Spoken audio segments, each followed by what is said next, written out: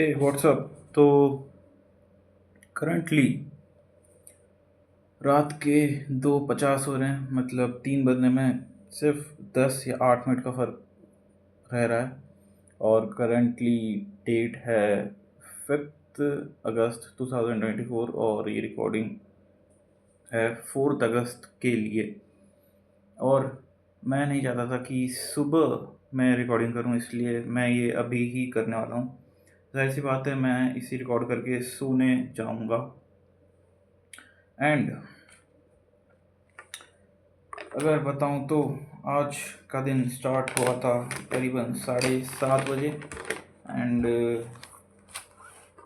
मैं डिसाइड कर रहा था कि आज मैं पढ़ूंगा ज़्यादातर और लेट ही नहाऊंगा।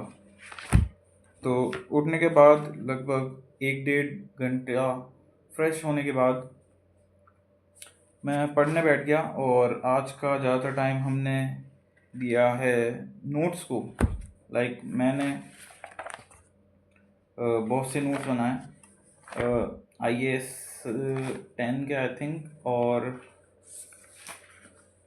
इस चैप्टर की भी जिसका नाम है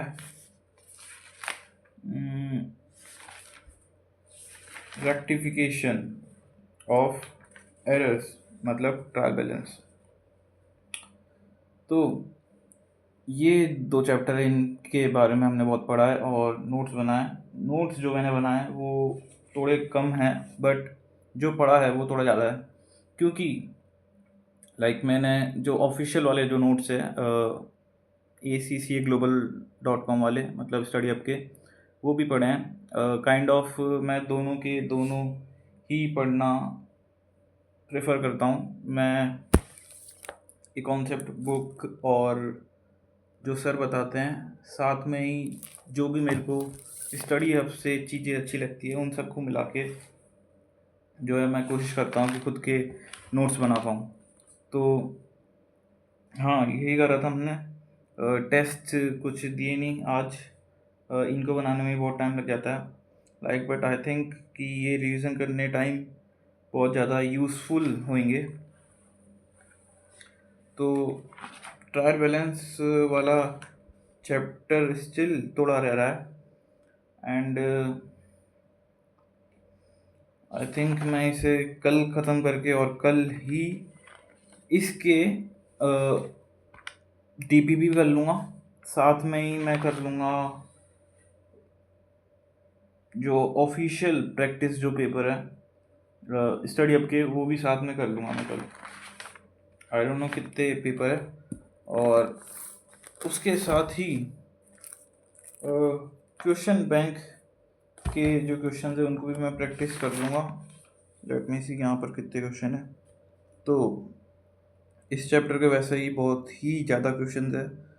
क्वेश्चन बुक के अंदर ही 51 क्वेश्चन है इसके अंदर, और आई थिंक स्टडी अप के अंदर भी कुछ 51 ही क्वेश्चन है। कुछ चैप्टर के अंदर जो क्वेश्चन बैंक के क्वेश्चन है और स्टडी अप के जो क्वेश्चन है वो दोनों बहुत ज़्यादा सिमिलर है, इवन सीक्वेंस भी उनके सिमिलर है। तो अगर वो सारे के सारे सेम टू सेम इसके जैसे हुए क्वेश्चन बैंक की तरह, तो जाहिर सी बात है मैं सिर्फ उनको ही करूँगा, क्वेश्चन बैंक के क्वेश्चंस नहीं करूँगा। एंड साथ में ही हमने IAS 38 का जो है वो लेक्चर देखा था आज, IAS 38 इंटेंजिबल असेट्स के बारे में। एंड या तो IAS 38 पूरा का पूरा कंप्लीट हो गया। हमने आज ये लाइव लेक्चर से कंप्लीट करने की कोशिश करी थी। DPP इसकी फ़िलहाल नहीं आई है, तो फ़िलहाल मैंने वो करी भी नहीं है। IAS 38 जो है, आई डोंट नो कि ये स्टडी हब के अंदर अलग से कोई टॉपिक है कि नहीं। अगर होगा तो डेफिनेटली मैं कल इसके भी क्वेश्चंस प्रैक्टिस करूँगा। तो सुबह तो करंटली यही काम है, कुछ बचे हुए जो थोड़े बहुत नोट्स है उनको कंप्लीट करना है। साथ ही में ट्रायल बैलेंस के क्वेश्चंस की प्रैक्टिस करनी है, और IAS 38 के क्वेश्चंस की भी अगर मिले तो। पढ़ाई का तो यही कुछ स्टैट्स थे हमारे। और एक और चीज़ की बात करें तो दिन में लाइक 1 बजे मैं नहाया था, उससे पहले मतलब 9 बजे से मैं नोट्स ही पढ़ रहा था, नोट्स बना रहा था। हो सकता है मैंने शायद आधे 1 घंटे का बीच में ब्रेक ले लिया हो कैसे न कैसे, बट हाँ मैं ज़्यादातर यही चीज़ कर रहा था। और ये सब चीज़ करते करते 1 बज चुकी थी। और उसके बाद क्योंकि मैंने डिनर सॉरी और उसके बाद क्योंकि मैंने लंच उसके बाद क्योंकि मैंने लंच जो है वो हैवी करा था, इसलिए मेरे को नींद आ गई। एंड लगभग 2 ढाई घंटे जो है मैं दिन में सो लिया था, इसलिए जो है मैं रात को ज़्यादा जग रहा हूँ। तो स्टिल मैं कुछ ज़्यादा ही जग चुका हूँ, 3 बजने वाली है ऑलमोस्ट। एंड यही था।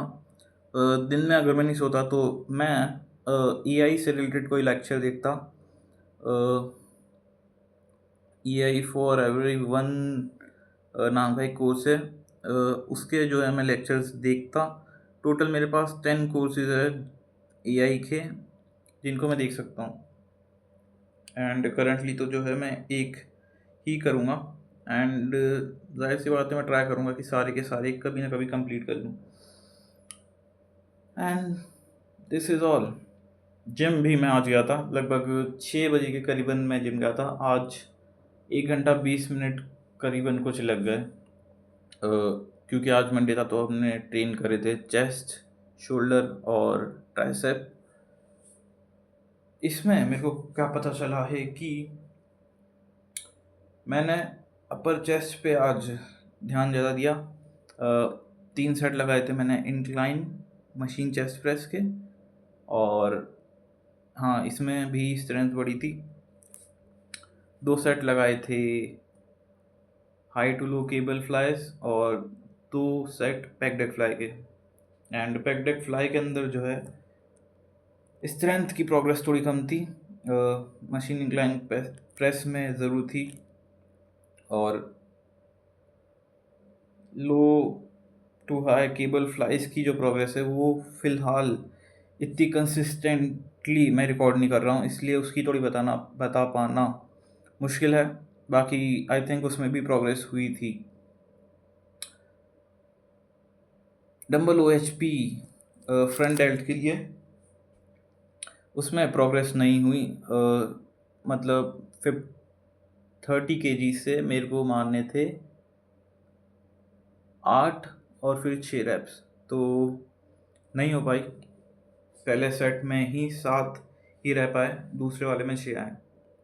एंड हो सकता है ये इसलिए क्योंकि आज मैंने बेंच चेंज करी थी, तो हो सकता है कि फॉर्म चेंज होने की वजह से हुआ वो।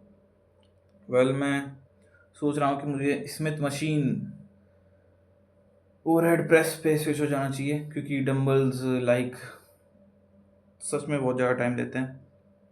लाइक कौन यूं यूं करेगा और अपना सेट कंप्लीट करेगा।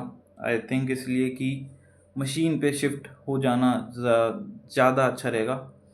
अगर शोल्डर की मशीन होती, आई मीन शोल्डर प्रेस की, तो ज़्यादा अच्छा रहता।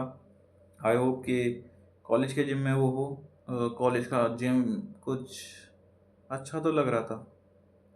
साथ ही मैं लैटरल रेजेस मैंने करी नहीं, क्योंकि मेरे को नहीं लगता कि शायद मेरे को लैटरल रेजेस की फ़िलहाल इतनी ज़रूरत है,